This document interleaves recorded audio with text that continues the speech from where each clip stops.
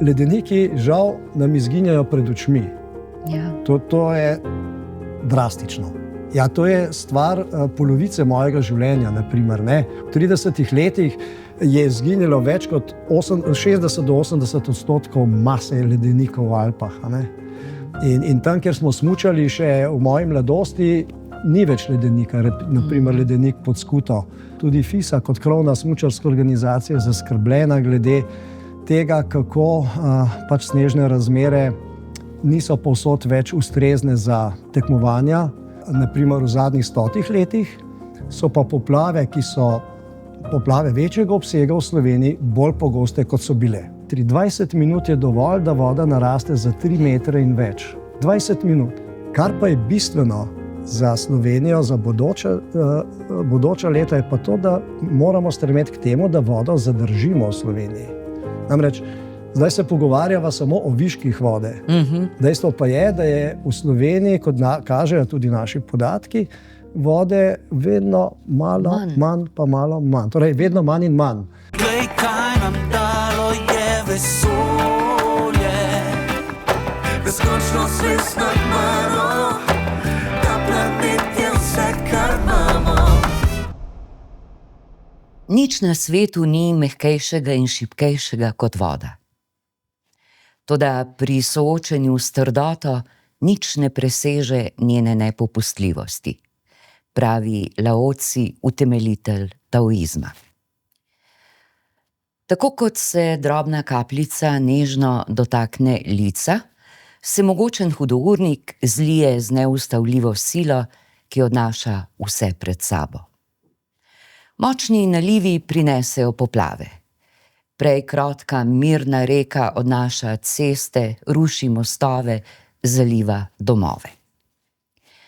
V podcastu Samo en planet se danes pogovarjamo o vodi in o vedi, ki spremlja njeno bolj ali manj predvidljivo pot oziroma poti in nas opozarja na nevarnosti poplav. Naš gost je hidrolog Janez Polajnar. Lepo pozdravljeni, dobrodošli in hvala, ker ste se odzvali vabilu v naš podcast. Dober večer. Tale misel, o dvojni naravi vode, ki jo je zapisal starodavni kitajski modrec, vam verjetno ni tuja, ne? Kako vi razmišljate o vodi, o njenih tako raznolikih lastnostih, pozitivnih, pa tudi tistih, ki jih ne maramo preveč? Pravzaprav vsak dan, tako v privatnem življenju, sem zelo povezan z vodo, kot v poslovnem življenju. V privatnem življenju poskušam vodo dojemati kot tisto mehko stran vode, prijetno stran, ki mi omogoča, da se sprostim na njej, da uživam. Seveda, ko sem po službi, imamo pa te dve plati, kot ste jih prej omenili, ne. Recimo letošnje leto oziroma lansko leto je bilo precej blago, precej, bi rekel, običajno. Voda je bila precej, tako bi rekel, je tekla po običajnih tirnicah. Ni povzročala večjih težav, razen tistih hudourniških poplav v Goriških brdih v novembru mesecu. Kaj nam bo prineslo letošnje leto, bomo pa videli. Dejstvo pa je, da se nad nami seveda spreminjajo klimatski vzorci, spreminjajo se hidrološki režimi in voda pravzaprav ne odteka več tako, kot je včasih, oziroma bom rekel tako, kot je v času našega življenja ali pa v času življenja naših prednikov, naših staršev, starih staršev, odteka na drugačen način. Ja, zdaj pri nas poznamo, oziroma vi kot strokovnjaki poznate, mislim, da 4 vrste poplav, ne? Greva najprej na te bolj zoprne reči, kot so poplave, pa bova potem se odplavala tudi v kakšne bolj prijetne in mirnejše vode, ne? Te 4 oblike poplav so katere, oziroma vrste poplav? Ja, tiste najbolj običajne so te dolinske poplave, ne, to so poplave večjih rek, ko se voda že pravzaprav izlije v spodnje dele rečnih dolin, te so tudi običajno najbolj obsežne. Potem imamo kraške poplave, to so poplave kraških polj, ki so bolj počasne narave, voda počasi narašča, niso tako silovite, so pa dolgotrajne. No in potem imamo to zvrst, ki je poplav, ki je sedaj pravzaprav najbolj bi rekel, tista, ki nas najbolj skrbi, so pa hudourniške poplave. Hudourniške poplave so pa tiste, ki nastanejo v zelo kratkem času, zlasti v topli polovici leta, ko pada izjemna količina padavin na majhnem območju, in to so pa te rušilne poplave, ki odnašajo res vse pred seboj. No in potem imamo še mestne poplave, ki nastanejo zaradi tega, ker voda ne more več odtekati po mestnih kanalizacijskih sistemih in potem začne poplavljati, in pa seveda tudi poplave morja. Morje je posebna tema, ne? Omenili ste, te poplave se nam dogajajo vse pogosteje, ne? Tukaj ne moremo mimo dejstva, da gre za klimatske spremembe, ker verjetno vi ste v tem poklicu že nekaj desetletij, ne? Pa verjetno imate tudi podatke za nazaj, zgodovinske.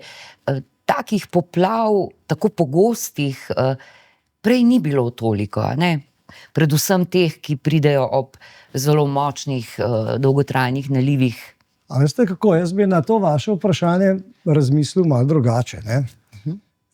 Če vzamemo pogled na našo geološko zgodovino v širšem kontekstu, to se pravi nekaj 10.000 let nazaj, potem ugotovimo, da je vso to ozemlje, ki ga sedaj poznamo, je tudi oblika tega ozemlja je posledica tudi poplav v preteklih stoletjih, v preteklih tisočletjih. Torej, poplave so tisti element v naravi, ki je eden od preoblikovalcev površja. Te poplave so se v preteklosti dogajale bolj ali manj intenzivno. Potem so nastopila obdobja, ko je bilo teh poplav manj, pa je bilo teh poplav spet več, ko so bile te ledene dobe, pa interglacialna obdobja. In te poplave so nam nasule prodne ravnice, ki jih sedaj poznamo. Ljubljana, na primer, stoji na takšni prodni ravnici. Dajmo si predstavljati, da naša družba, kot jo poznamo, naša mesta, stojijo 15.000 let pred nami. Recimo, Radovljica ne bi bila Radovljica, tam, kjer je sedaj, ker tam je bil ledenik. Bi bila verjetno nekje v bližini Kranja. Ljubljana tudi ne bi bila takšna, kot je sedaj, ker takrat še ni bilo te prodne nasutine Ljubljanskega polja, kot je sedaj. To pomeni, ves ta material, na katerem so sedanja mesta, pa oblike dolin so izoblikovale tudi poplave v preteklosti. No in seveda, če gremo v današnji čas, potem pa vidimo, da so naselja zgrajena na tistih območjih, kjer pravzaprav je bilo v preteklosti, kjer so ljudje v preteklosti dobivali vir energije, to je bila pa voda. Če imamo danes elektriko, na primer, pa žal še vedno fosilna goriva kot pogonska sredstva, je bila včasih to voda, in naselbine so se zgoščevale ob vodi. Seveda, z razvojem družbe se je to, bi rekel, poseljevanje tega rečnega prostora selilo vedno bolj v ta obvodni prostor, ki je bil bolj ali manj suh. Nekaj let so bile poplave, potem pa niso bile poplave, in tako so se nekako mesta in pa urbanizirane površine širile, ne? In ko govorite, da so bolj pogoste poplave, težko bi rekel, da so bolj pogoste, če jih primerjamo z daljšim časovnim obdobjem. Vendar pa v naši časovni percepciji nekaj 100 let nazaj ali pa 2 generacije, 3 generacije nazaj, v tem času pa res lahko rečemo, da na primer v zadnjih 100 letih so pa poplave, ki so poplave večjega obsega v Sloveniji, bolj pogoste, kot so bile. Stoletne vode je en tak izraz, ena taka besedna zveza, ki se dostikrat uporablja, ne? Pa mogoče ni več tako zelo uporabna, zato ker so poplave pogostejše, ne? Od kje izhaja? To sem poskušala odkriti, pa nisem bila uspešna. Stoletne vode, kaj pravzaprav ta besedna zveza pomeni, je pomenila nekoč, ne, v tem ljudskem izročilu, denimo? Veste kako, ta izraz je po mojem mnenju nekoliko manj posrečen, ne? Ker gre za izračun, ne? Gre za izračun verjetnosti. 100-letna voda pomeni, da se bo takšna količina vode v neki reki oziroma tak pretok na neki vodomerni postaji pojavil z 1% vrednostjo v enem letu. To je 100-letna voda. To ne pomeni, da se bo pojavil danes, potem pa 100 let ne, potem pa spet čez 100 let. To se pravi, to je samo verjetnost pojava. Ne? In mi imamo lahko stoletno vodo 2-krat, 3-krat v enem letu na isti reki. Ker gre za verjetnost, za izračun. Zdaj, verjetnost, izračun, to se dela na podlagi preteklih izkušenj, določenih meritev in seveda tudi vremenskih razmer in pogojev. Vi tesno sodelujete tudi z vremenarji, ker oni so tisti, ki nekako globalno poznajo vremenske spremembe, kaj bo prišlo in kaj ne. Vi pa potem kot hidrolog verjetno bolj na tej lokalni ravni lahko delujete, ne? Se pravi, ko pride do te napovedi, da pričakujemo obilno, dolgotrajno deževje, ne? Kaj potem vi storite? Predvidite že morda, kje se lahko ta voda dvigne, kje lahko ogroža določene kraje, naselja? Prednost naše službe v Agenciji za okolje je ta, da so kolegi iz meteorološke prognoze, torej se pravi meteorološki prognostiki in hidrologi smo soba do sobe, vrata do vrat, tako rekoč. To se pravi, organizirani smo tudi tako, da smo v skupnem oddelku, meteorologi in hidrologi, kar pomeni, da je ta prenos informacij takojšen. Mi se vsak dan dobimo ob 8:30 dopoldan zjutraj in imamo konsultacije v meteorološki prognozi, ker predvidevamo, kakšen bo potek vremena za naslednje dni in posledično, kaj se bo to zgodilo tudi z vodami. V hidrološki prognozi imamo vrsto modelskih orodij, s katerimi lahko napovedujemo dokaj zanesljivo pretoke rek na vodomernih postajah. Namreč v Sloveniji imamo 180 vodomernih postaj. Za vsako postajo lahko za 6 dni vnaprej napovemo, kakšen bo pretok na podlagi vhodnih podatkov, ki jih dobimo od kolegov meteorologov, torej vhodnih podatkov iz meteoroloških modelov.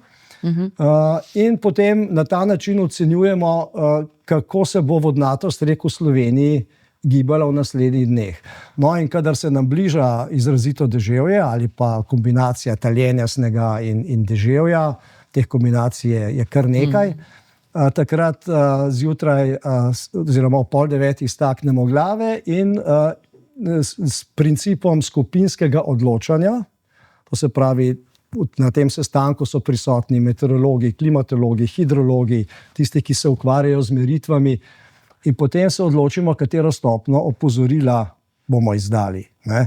V zadnjih letih opozarjamo tudi z barvno kodo, to vsi verjetno že poznajo, to pomeni rumeno, oranžno in rdeče opozorilo, in potem steče celoten proces, opozorilni proces naprej. Do seveda tistih, ki jih to najbolj tangira, to so pa sile za zaščito in reševanje. Z njimi tudi tesno sodelujete, predvsem, kadar pride do kakšnih neljubih, nepredvidenih poplavnih dogodkov, ne? Seveda, z njimi zelo, zelo tesno sodelujemo in kar nekaj pilotnih projektov je sedaj, oziroma en tak projekt smo ravnokar končali, na primer z Gasilsko brigado Ljubljana, ker imamo sedaj že neposreden prenos informacij, imamo določene sisteme, avtomatske sisteme, ki nas opozarjajo, če se v Sloveniji zgodi kaj nepredvidenega, na primer, da zelo hitro naraste pretok reke na nekem mestu ali pa da pride do izjemne količine padavin na eni vodomerni postaji, in takoj smo potem, bi rekel, v akciji. To pomeni,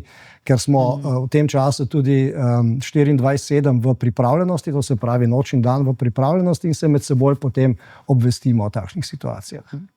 Kadar ste hidrologi v akciji, to pravzaprav za nas ne pomeni nič dobrega, ne? Mislim, da ste se enkrat pošalili, ne, da ljudje zelo radi gledajo vremenarje, ki še posebej, kadar jim ljudem napovedo lepo sončno vreme, ne. Ko pa se pojavite vi kot hidrolog pred kamero, se pa vsi malo prestrašijo, ne, slabe novice prihajajo, ne. Ja. Žal je tako.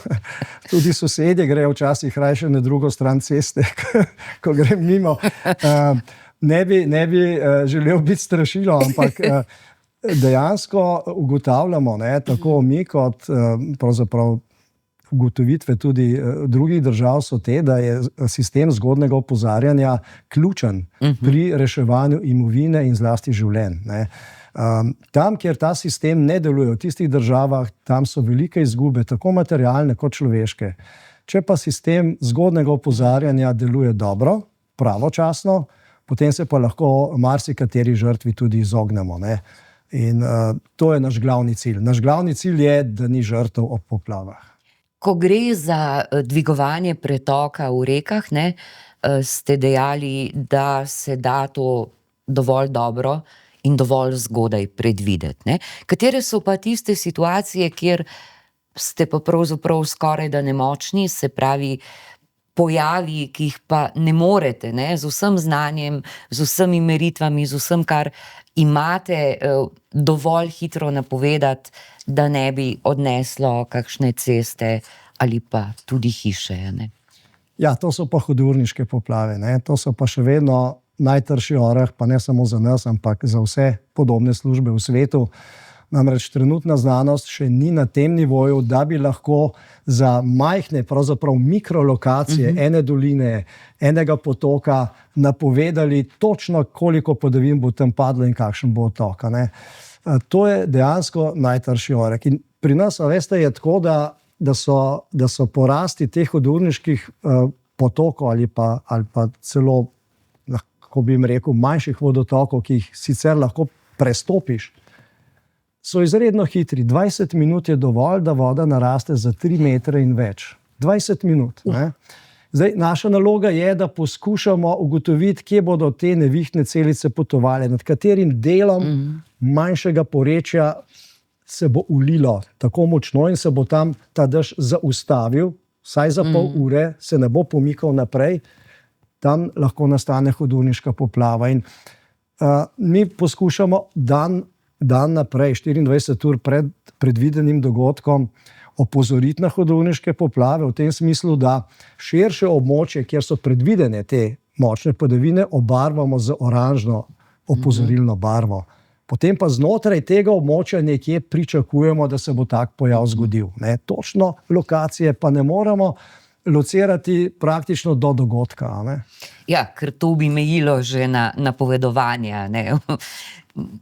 Tako kot ste dejali, ali se bo nek močen naliv nekje zadržal dalj časa ali pa bo potoval naprej, tega res nihče ne more vedeti, ne? Razen vedeževalca, ki pa ni zanesljiv. Ko se enkrat to zgodi, imamo sisteme daljinskega zaznavanja in lahko sledimo te močne nevihtne celice. Se jih lahko, ampak opozorimo, kot rečem, 20 minut je tisti čas. Ne? Mi lahko opozorimo 10 minut prej, pokličemo, paziti, zdaj je možno, da bo prišlo do hudourniških poplav.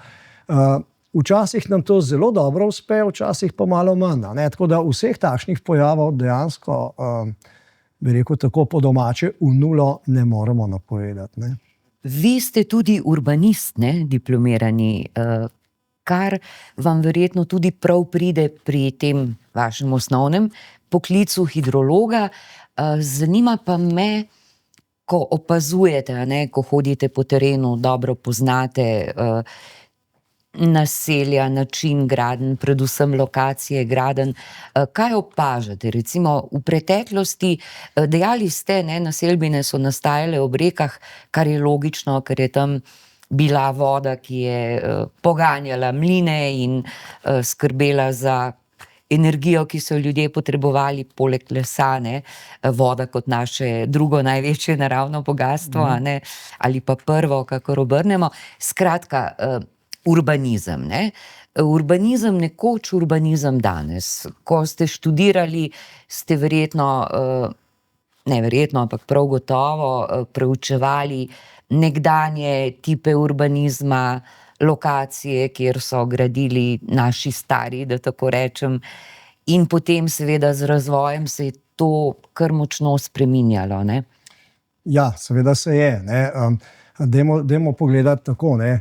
Ob vodah so bili v glavnem mlini, žage, ne. To je tako, kot bi v današnjem času rekli bencinske črpalke. Se pripeljamo, opravimo neko storitev, v tem primeru natočimo gorivo, včasih so dali mlet žito ali pa so narezali hlodovino in odšli. Kam so odšli? Odšli so na višje predele, kjer so imeli ljudje, v glavnem vasi, nekoliko više nad vodo, se pravi nad dolino, torej vas, zaselek kjer so živeli. Ne. Torej, ob sami vodi so bili v glavnem samo tista naselja, ki so bila vezana na izrabo vode. Ne. Imamo tudi v Sloveniji primere, kot so Železniki, ki so bili poplavljeni, celo naselje ob vodi, ampak tam je seveda to naselje živelo od vode, ne, v tistih časih. To se pravi, da bom rekel, naši predniki so dokaj dobro poznali moč vode in pa področja, kjer se voda razlije in so pustili, da se tam voda razlije, oziroma pustili. To je bilo takrat naravno, ker tudi niso imeli sredstva, da bi karkoli uredili in zato so si postavljali naselja nekoliko više. Ne? Seveda pa potem z procesom, bi rekel, deagrarizacije po drugi svetovni vojni, ko se je večina prebivalstva preselila s podeželja v mesta v Sloveniji, a ne, so se pa bi rekel, ta poselitvena politika potekala tudi na območju, kjer je včasih se razlivala voda. Ali pa so z tistimi zelo znanimi izsuševalnimi ukrepi v času socializma poskušali kanalizirati določene rečne struge, kjer so prej meandrirale in se razlivale v ravna korita in nekako upali, da bojo zdaj to ozemlje lahko uporabili bodisi za kmetijske namene, bodisi za poselitvene namene. Ne. Ampak še nekaj je zelo zanimivo. Ne. Ta gradnja, dajmo reči, po drugi svetovni vojni, ki je najbolj pravzaprav vplivala na poselitev poplavnih ravnic, zlasti po letu 80 naprej, ne, ko smo se tudi že, bi rekel, družbeni red začel spreminjati v Sloveniji, ne, je potekalo na nekem takem, bi rekel, vedenju in znanju tistega časa o poplavah. Dejstvo pa je, da je bilo v začetku stoletja, pa tja nekje do leta 60-70, lahko bi rekel, je bilo teh poplav manj. Bile so tudi velike poplave, kot naprimer leta 26 v Ljubljani, ko je tukaj na tem mestu, kjer zdaj sediva, tekla Gradaščica. Do Kina Vič je bila voda. Ne? Ampak to je bilo redko.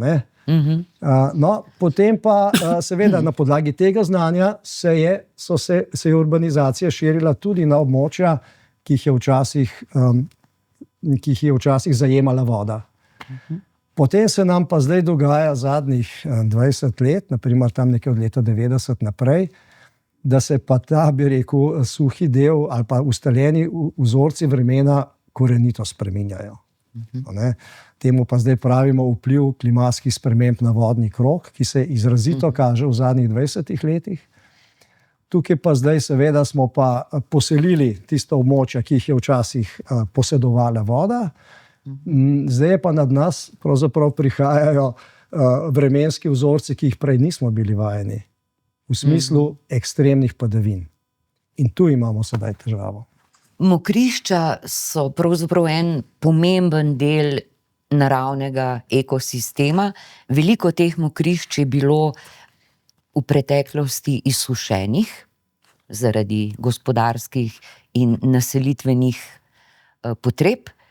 Zdaj pa se kaže, da bi bilo pravzaprav dobro, če bi jih pustili. A je možno, katera od teh mokrišč, ki seveda niso naseljena, ampak so samo izsušena, še vrniti v to prvotno obliko, morda poiskati nova, ki bi lahko služila temu namenu, da se voda, kadar preseže bregove, lahko razlije? Ja, prav gotovo mokrišča lahko smatramo kot enega zelo pomembnih dejavnikov pri zmanjševanju poplavne ogroženosti. Namreč mokrišča si lahko predstavljamo kot spužvo, kot gobo, ki posrka tisto vodo in kar je še bolj pomembno, to vodo hrani. Za obdobje, ko je sušno in vroče. Ne. Torej, mokrišča opravljajo dvojno vlogo. Ne. Tisto kot zaščito pred poplavami in kot neke vrste rezervoar vode za sušno obdobje. Ne. Seveda so območja, če že niso seveda pozidana, ne, območja, kjer so bile ta mokrišča izsušena, še verjetno se jih da še vedno obuditi nazaj z meandriranjem rek, to se pravi z vzpostavitvijo, kolikor je mogoče, naravnega toka reke. Ne. Tako da to je eden od zelo pomembnih principov v sodobnem razmišljanju o poplavni varnosti, tako imenovana renaturizacija rečnih strug, kolikor je to seveda še mogoče zaradi urbanizacije, ki jo imamo, pa vendar je. Sej to je bilo vprašanje, ki se mi je zdaj porodilo, ne? Ali je to sploh mogoče? In še eno vprašanje povezano s tem, ne?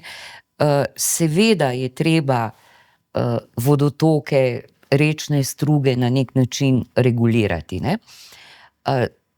Dolgo časa, če imam prave podatke, je bilo to precej zanemarjeno, ne?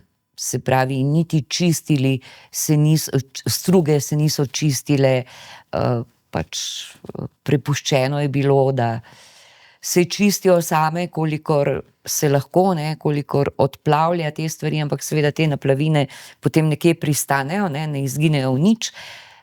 Pa me zanima, ali je bolje pustiti reki, da najde svojo pot, ji odpreti prostor, recimo s temi mokrišči, oziroma pustiti, da se razlije tja, kamor jo vodi sila, ali pa je ta regulacija, se pravi, kar velika regulacija, bolj smiselna, bolj ustrezna. Kako vidite vi to na terenu, kakšne so izkušnje, ali pa kako vi, strokovnjaki med sabo, hidrologi, pa tudi seveda inženirji in drugi, ki se ukvarjajo z reguliranjem in urejanjem rek in bregov, gledate na to?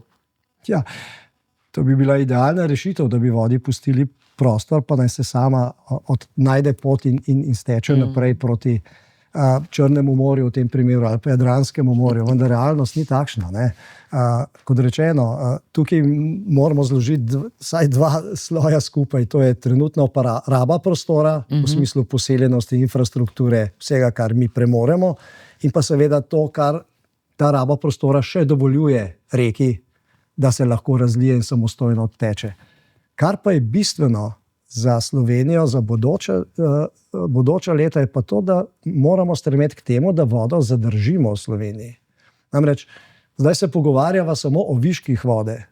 Dejstvo pa je, da je v Sloveniji, kot kažejo tudi naši podatki, vode vedno malo manj, pa malo manj. Torej, vedno manj in manj.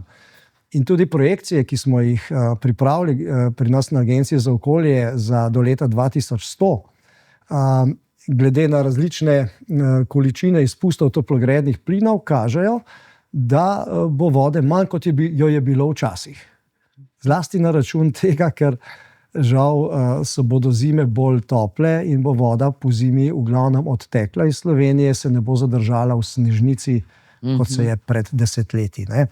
No, in zdaj najti kje zadržati to vodo, ne? Ena od možnosti zadrževanja vode so prav ta mokrišča, ne? To že pomeni, da na nekem delu struge pustimo reki svoj prostor, da ona meandrira in nastane mokrišče, oziroma tam, kjer je mokrišče, ne? Da ga ne izsušimo, ne? Seveda je tukaj preplet tudi tehničnih rešitev, ki omogočajo delno zadrževanje. To so suhi zadrževalniki, ki nekako, saj tam, kjer drugače ne gre, ker moramo zaščititi našo imovino, naselja, infrastrukturo, se zgradijo na nekaterih delih strug tudi suhi zadrževalniki, ki se pač napolnijo v času poplav, sicer so pa večino časa suhi, ne. In pa seveda vodo zadržati v povirnih delih rek, tam, kjer se steka. Tukaj pride pa še en segment zraven, ki je zelo zanimiv, to je pa urejevanje gozdov.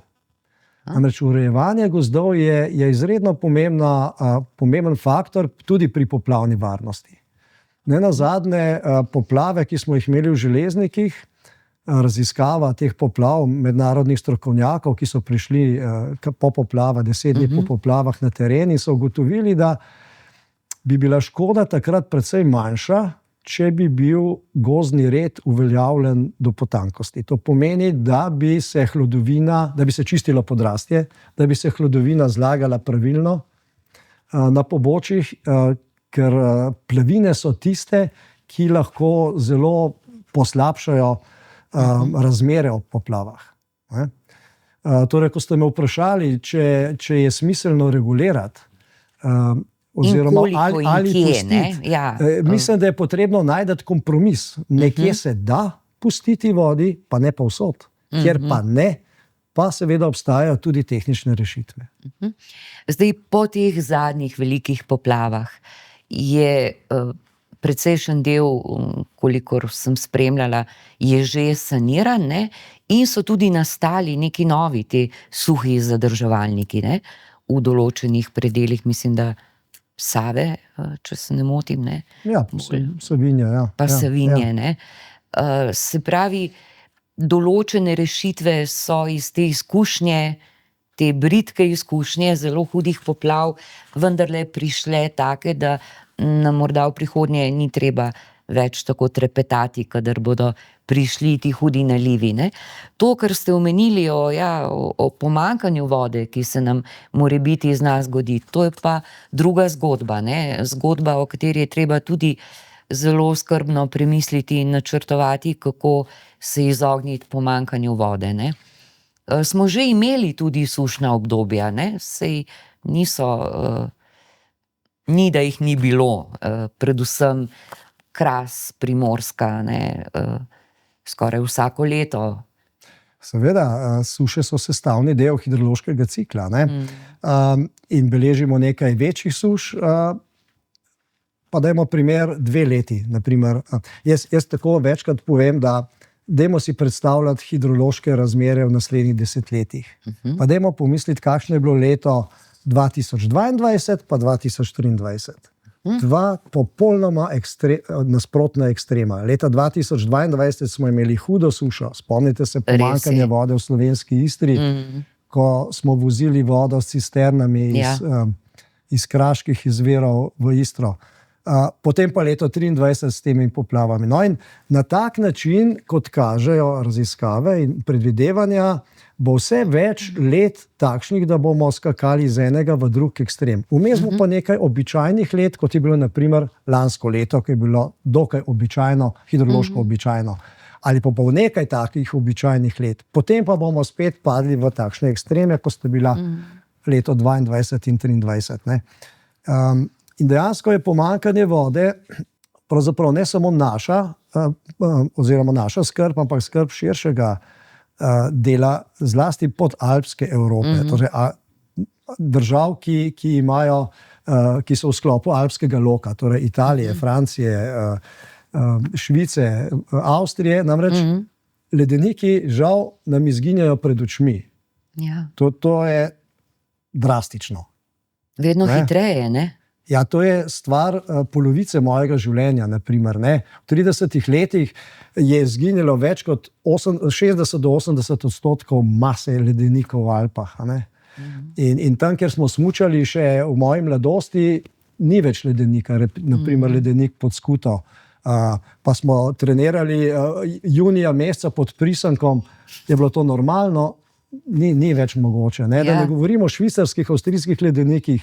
Ledenik Meltal, na katerega smo veliko hodili poleti smučati, ga ni več.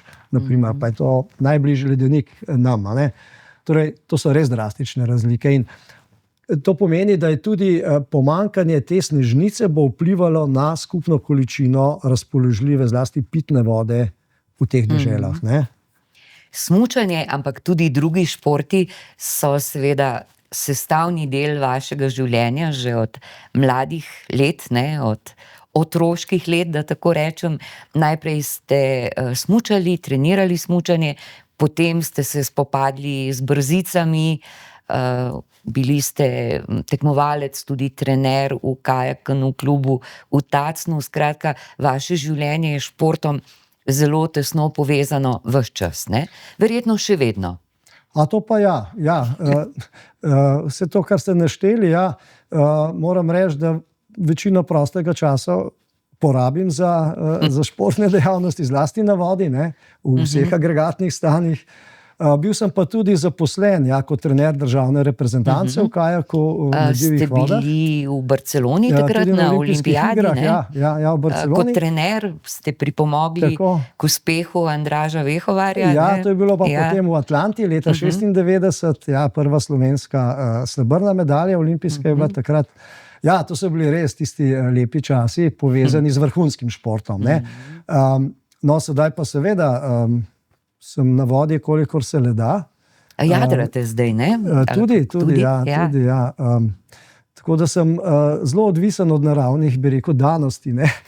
K sreči pa živim ob Savi, tako da mi je to zelo blizu, da lahko vsak dan skočim na vodo. Se pravi, še vedno Ja, seveda. s čolnom Ja.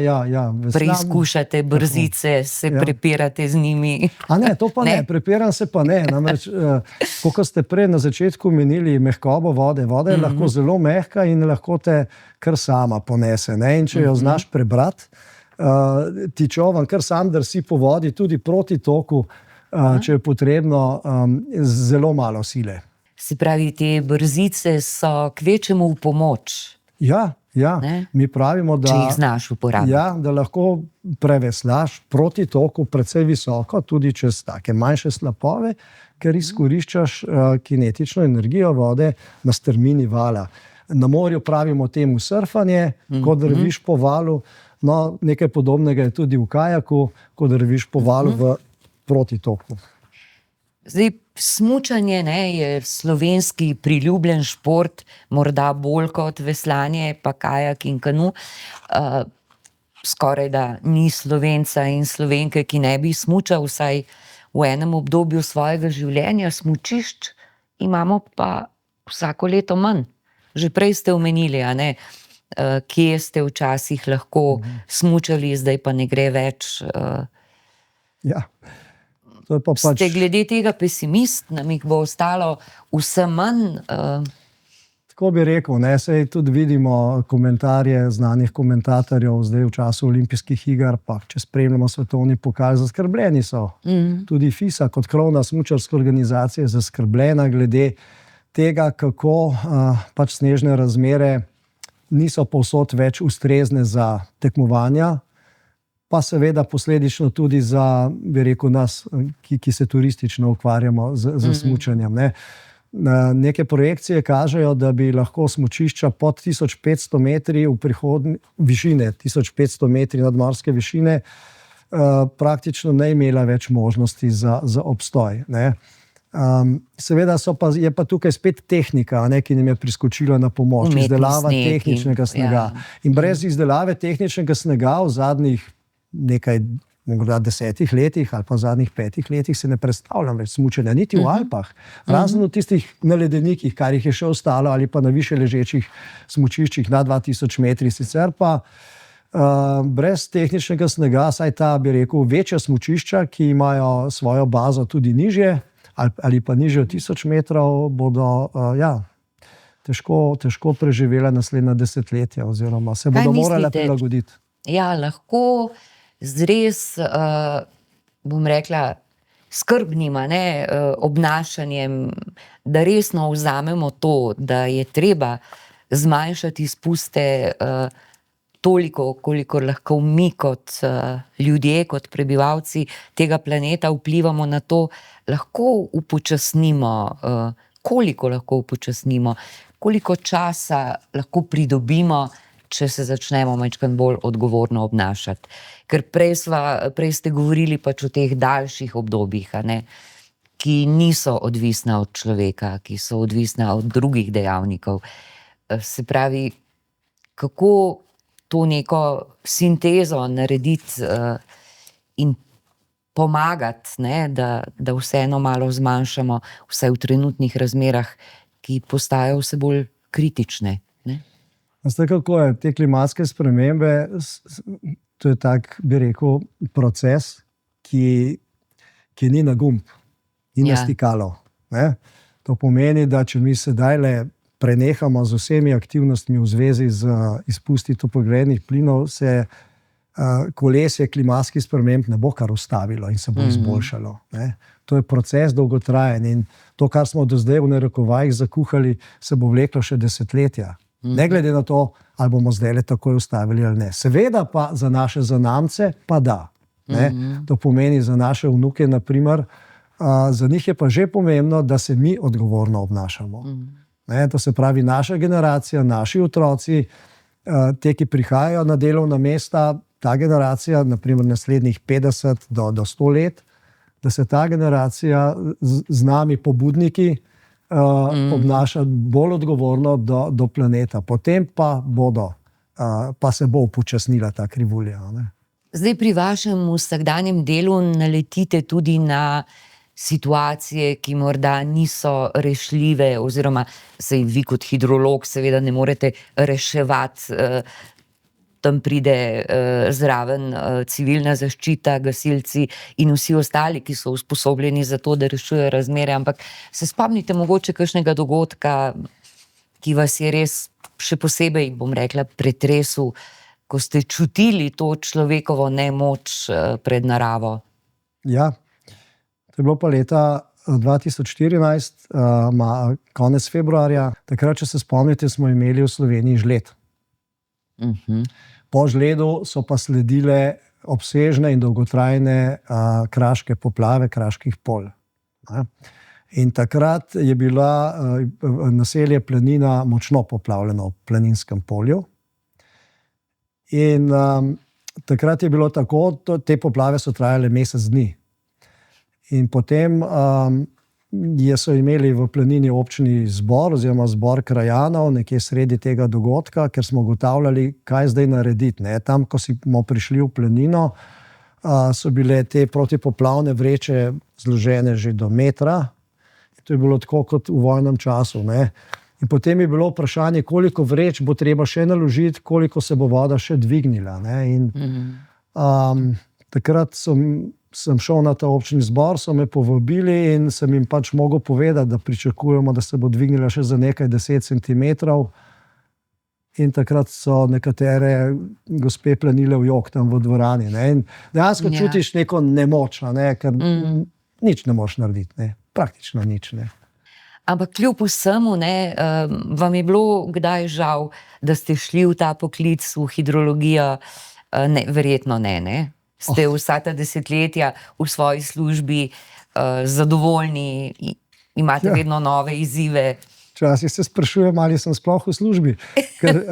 Ker je to v moji glavi tak miselni proces v zvezi z vodo, poteka kar naprej, ali v privatnem življenju, ali pa sedaj v poslovnem. In moram reči, da mi to nekako lajša tudi bivanje v službi. Zdaj se nameravam v kratkem upokojiti, pa se bom kar težko, moram reči. Ja, verjamem, to je en tak težek prehod, ampak lahko je pa seveda tudi lahek in za vas po moje ne bo pretežak, ker boste še vedno ostali tesno povezani z vodo in z vsemi dejavnostmi okoli nje. To pa. Najlepša vam hvala za obisk v podcastu Samo en planet in veliko uspeha na vodi in tudi sicer v življenju vam želim. Hvala lepa.